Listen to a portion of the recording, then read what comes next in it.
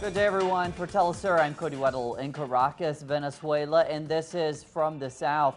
We begin here today in Caracas. It's where thousands of Venezuelans are gathering in opposition to the activity of Colombian paramilitaries on the border and also to show their friendship with the people of Colombia.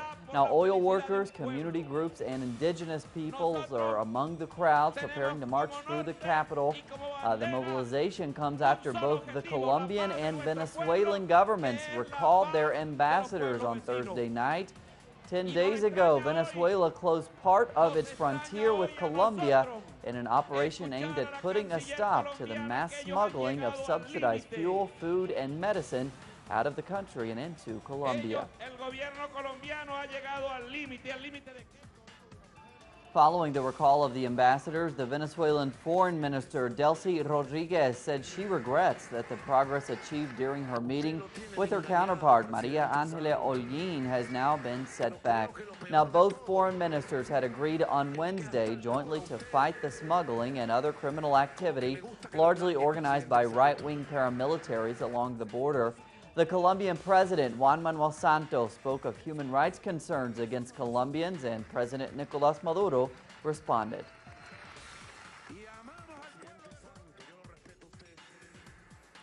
President Santos, I respect you, but you are deceived, President Santos. But I think that the worst thing is that at this level, that they deceive you, President Santos. Yesterday, you went to Cucuta and they deceived you, cruelly deceived you. Everything they said, one by one the things are false, President Santos. I have videos, I have proof, I have witnesses, and I can show you that they deceived you and that you lied publicly, President Santos. The Venezuelan army commander on the border has said that the closure of the frontier is saving Venezuela 1 million liters of gasoline every day, fuel that was previously being smuggled into Colombia. So far, 194 tankers have stopped crossing the border. That's equivalent to 7,372 liters, or about 1 million liters a day.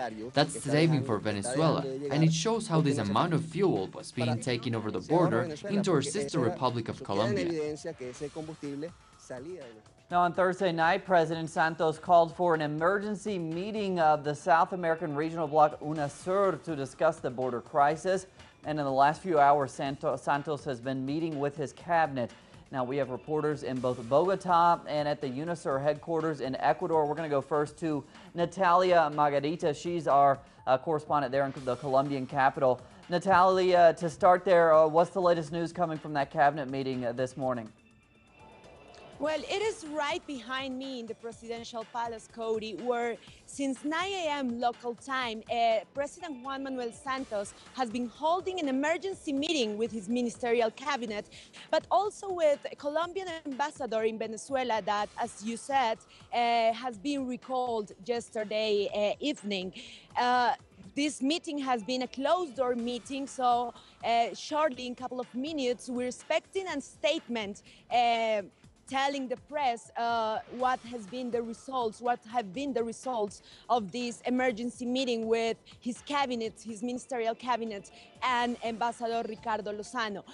But following President Nicolás Maduro, Venezuelan President Nicolás Maduro's statements yesterday, he made it very clear that he's not going to open the border as long as the issue of paramilitarism, but also the issue of smuggling of food, medicines, and gasoline is tackled by Colombian authorities. So we expect that during this meeting that has been underway since 9 a.m. in the morning, very likely President Juan Manuel Santos and his cabinet have been addressing these issues of paramilitarism and smuggling, and also the issue of exchange officers that are operating in the office, and President Nicolás Maduro has called upon the government of Colombia for some regulation of. I think we just lost Natalia there. Natalia, can you hear me? Yeah, I can hear you. Okay, she can still hear us there. Okay, Natalia, you know, we watched that meeting between the two foreign ministers, and it seemed like there were a few agreements, but that it was positive. But now both countries have recalled their ambassadors. So where do relations stand between the two countries now? Well, there is high concern here, Cody, among social organizations and social movements, because this has been seen as a somehow drastic measure. Also, it is important to remember that since the 22nd of July of 2010,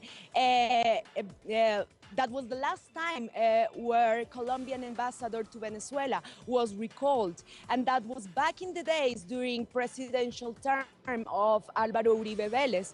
It is important, and following this recall of ambassador came the diplomatic relations between both countries were broken. But that was a moment, I insist, during Álvaro Uribe term. Then Juan Manuel Santos took office that same year, and one of the first things he did was to reestablish these diplomatic relations with the government in that time of Hugo Chavez. So we haven't seen during the last 5 years such heightening tensions between both countries and the recall of ambassadors.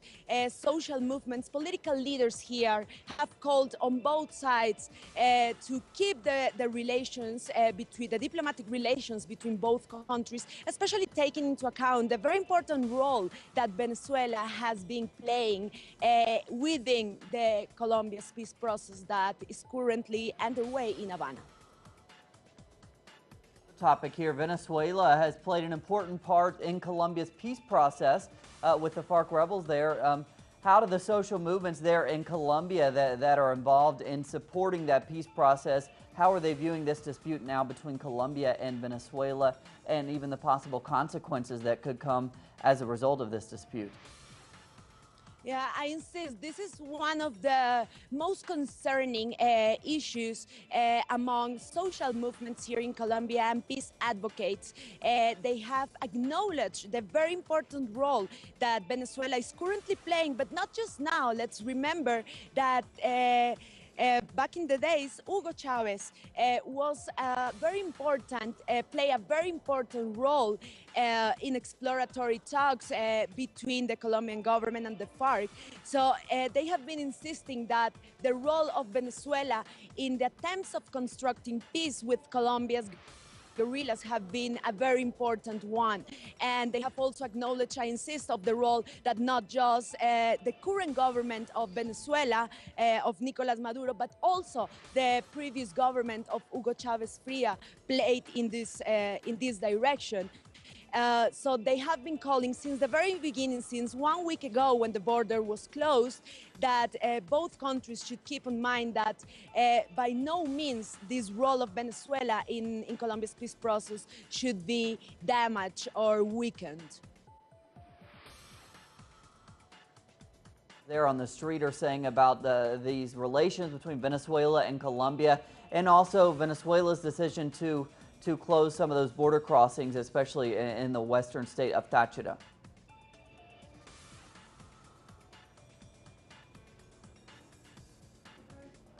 Hello. Natalia, I'm asking you about, I'm wondering what everyday Colombians on the street that you were talking to, what are they saying about the relations between their country and Venezuela, and also Venezuela's decision to close some of the border crossings with Colombia? Okay, now I hear you, Cody. Well, basically, people have been, again, calling for both sides, Venezuelan authorities and Colombian authorities, to keep on insisting in bilateral dialogue and negotiation as the only way out of this border crisis. Social movements, I want to insist in the point of the peace process, because again, this is what you can hear here in the streets and among peace advocates, that by no means, I insist again, this role of Venezuela within the peace process should be affected by. All right, Natalia Margarita, it looks like we have the image of you there frozen, but we already had plenty of information from you. Thank you, Natalia Margarita, reporting from Bogota. And we're going to move on now we go to, where are we going to go? We're going to go to the Caribbean, I believe. Yes, we're going to go to the Caribbean and other Latin American news.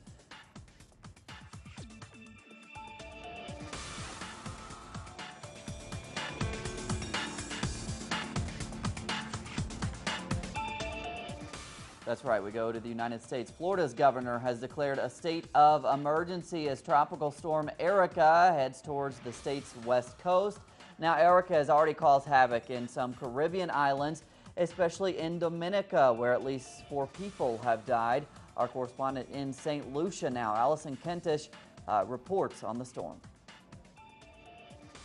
Tropical Storm Erica is battering a number of small islands in the Caribbean, but for now, Dominica appears to be feeling the brunt of her fury.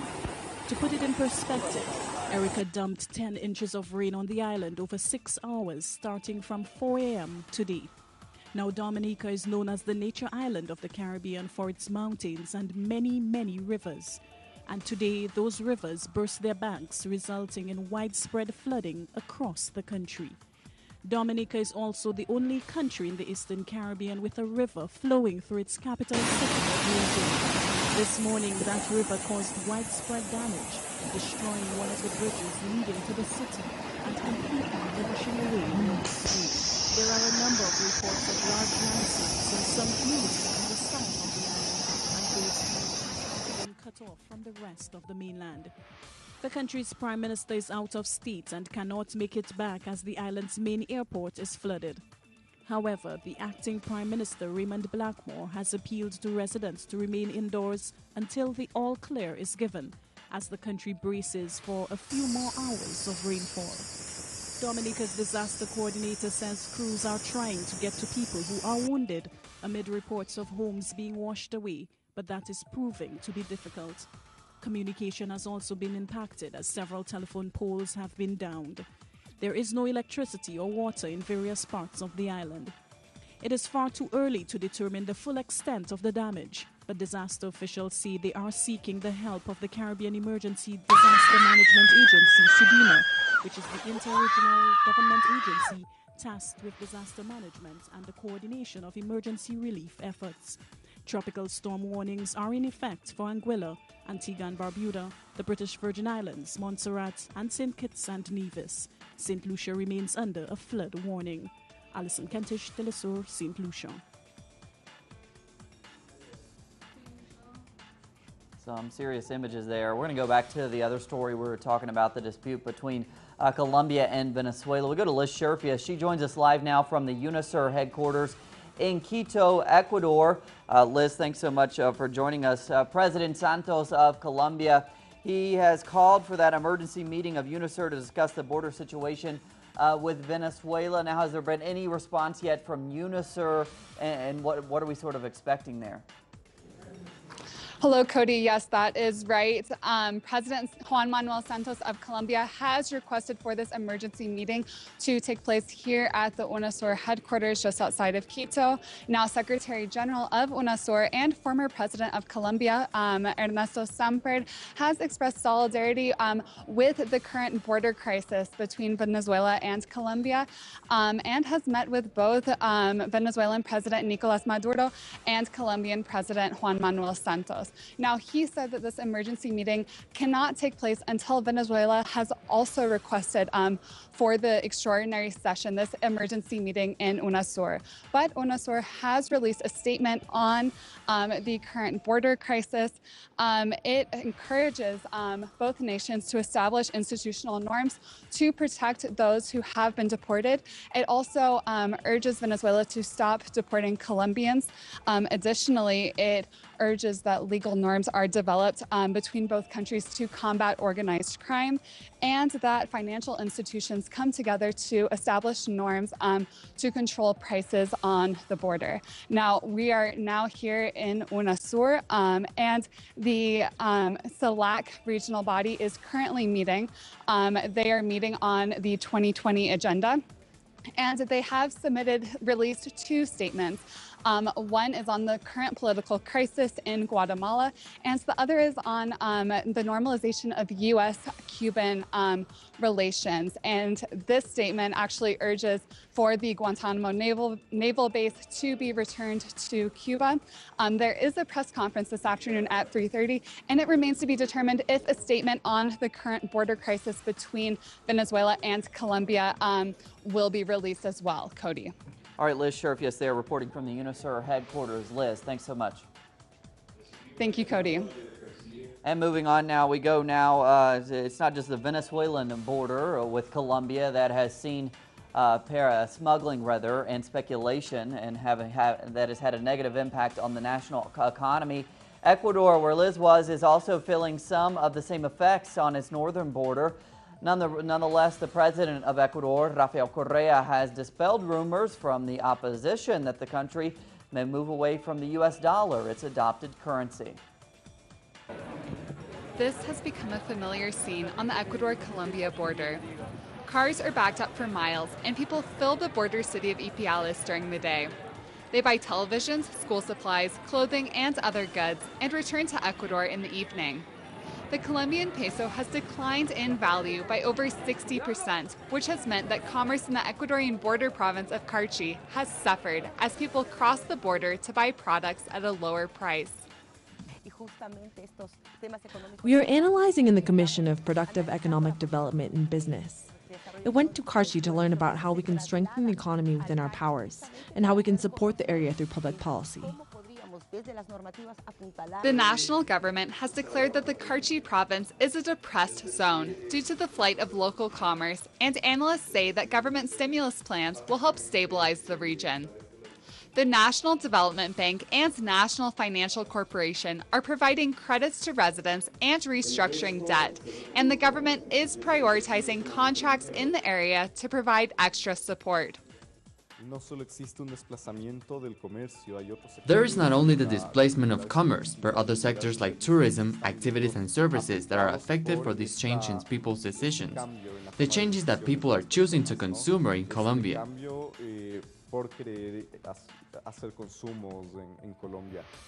President Rafael Correa has refuted rumors claiming the country may move away from the U.S. dollar.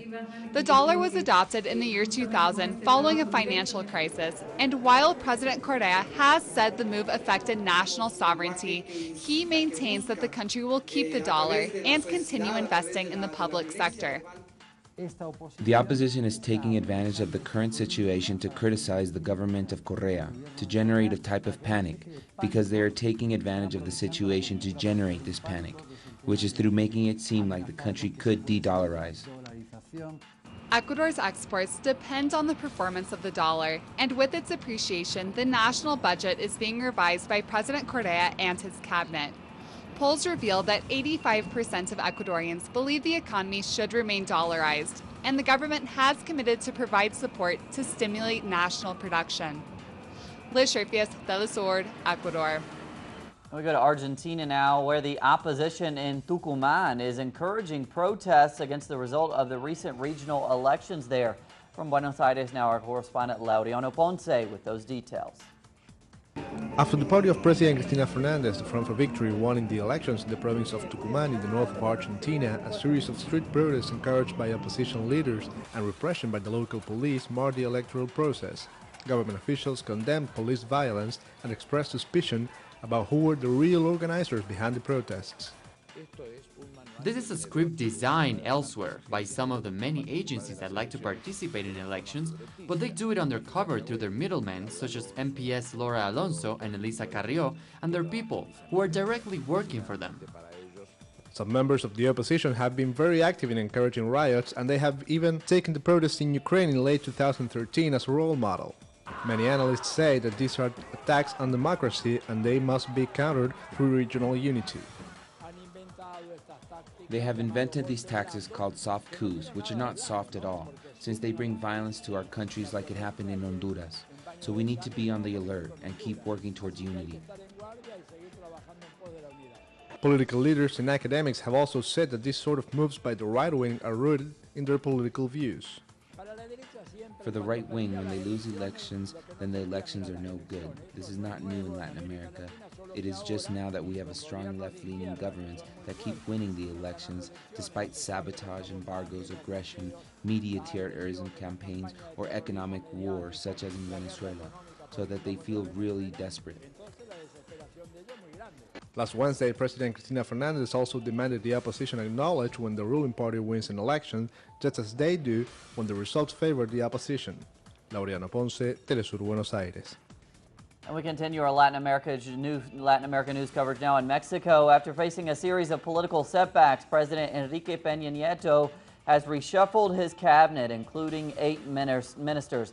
After intense criticism, Rosario Robles was removed from a key welfare ministry, and the foreign minister, Jose Antonio Meade, was put in her place. He also moved around his tourism, education, environment, and natural resources and agriculture ministers. Peña Nieto also replaced his National Security Commissioner, who was asked to resign after drug lord Joaquín El Chapo Guzmán's escape last month. In Guatemala now, Congress has launched an investigative committee. Now, the 5-member panel is to decide whether to strip President Otto Pérez Molina of his immunity to face impeachment. Now, the president has been left increasingly isolated since investigators from the United Nations accused him of running a massive fraud scheme. Various of his officials and ministers have resigned. Most of them asked him to do the same, but he has publicly refused. Now, presidential elections will be held September 6th, and Pérez Molina's term ends in January. Session be called exclusively to present the investigative committee's report. We can't wait any longer. The governability of the country is at risk. Tens of thousands of protesters continue to line the streets of Guatemala City in renewed demonstrations to demand the president's resignation. Persons of all walks of life joined the protest.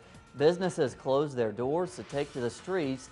Local media sources said the rally was likely to continue throughout Friday. Now, Pérez Molina is involved in the scandal known as The Line. 30 people have been arrested in connection with the case.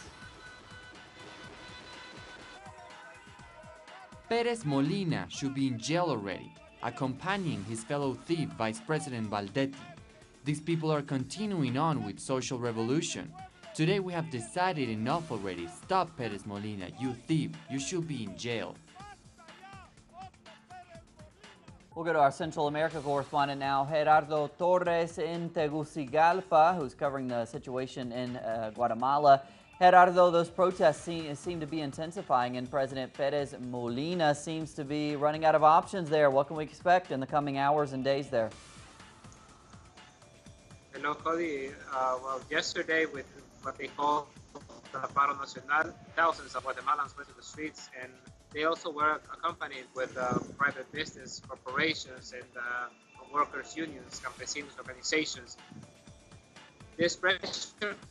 Other group of protesters will be outside of the presidential house demanding the resignation of President Otto Pérez Molina. President Pérez Molina has assured that he won't resign and he will guarantee the elections. Protesters continue demanding that the elections will be postponed until another process is guaranteed. But President Pérez Molina has assured that he will defend what he calls democracy and he won't allow any international intervention. This could mean more pressure actions and could mean probably there hasn't been any repression by the military forces, but some people believe that while the elections are getting closer, if protesters continue in the streets, this could be one of the possible scenarios that could happen. All right, Gerardo Torres with a quick update there from Central America on the situation in Guatemala. Gerardo, thank you. Thank you, Cody.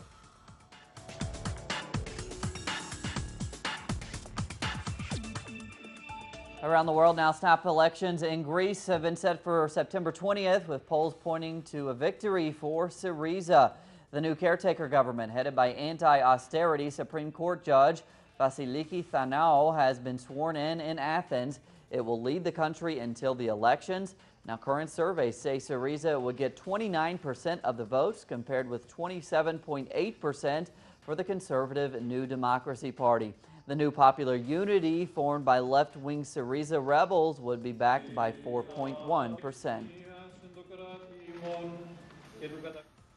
The first 10 bodies of the 71 refugees found dead in a truck in Austria have arrived in Vienna to be examined. Forensic pathologists will seek to establish how they died after being found in an abandoned truck near the Hungarian border on Thursday. The vehicle came from Hungary and is believed to have been parked on the highway for at least 24 hours before it was discovered.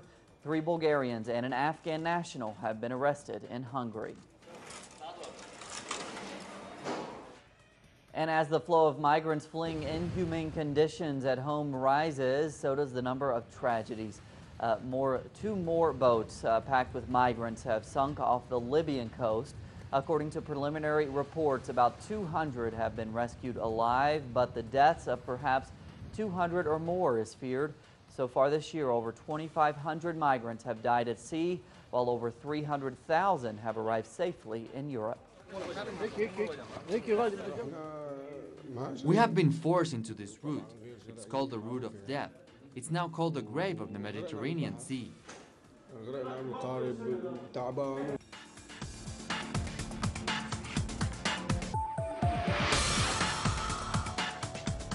And we're going to end on a lighter note this afternoon. We go to Ecuador. That's where Renata Flores became an overnight sensation on YouTube.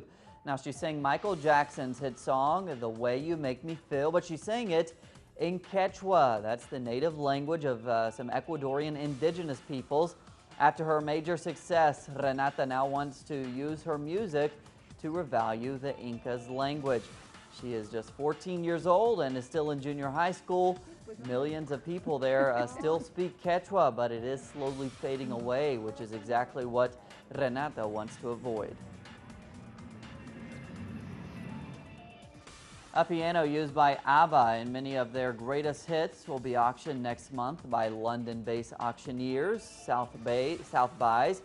The instrument in Bowling Grande was described as a space-age piano by the New York Times in 1964 and is estimated to fetch between $925,000 and $1.24 million. Now, it featured on hits including Dancing Queen, Waterloo, and Mamma Mia. That's what we're covering on this midday. We have plenty more on all of those stories and others at our website, telesurtv.net/English. For Telesur English, I'm Cody Weddle. Thanks for joining us this afternoon. And today we're going to leave you with a performance from the ABBA Tribute Band on the announcement of that auction of the iconic piano. Have a great day. Have a great weekend.